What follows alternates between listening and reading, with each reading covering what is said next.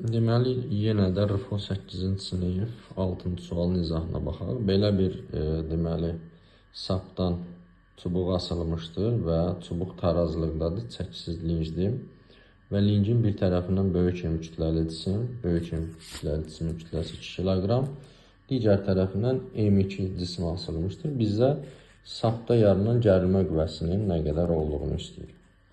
Biz bilirik ki, sapda yaranan gərilmə qüvvəsi bu cisimə tətbiq olunan hər iki qüvvənin cəminə bərabərdir. Yəni, bu MJ ilə digər M2J qüvvəsinin cəminə bərabərdir.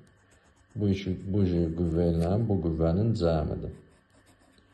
Deməli, biz öncə bu qüvvəni tapsaq, F bərabər MJ-dən, MJ, M oldu deməli 2, J-miz də 10 olanda, bu 20 Newton. 20 Newton bu elədir. Biz baxırıq ki, burada sistem, deməli, dayağı ipin gərilmə qüvvəsi olan hissəni dayaq götürsək, bir tərəfdə qüvvə qolu 4, digər tərəfdə qüvvə qolu 2-dir. Deməli, bu linç qüvvədə 2 dəfə qazanc verir.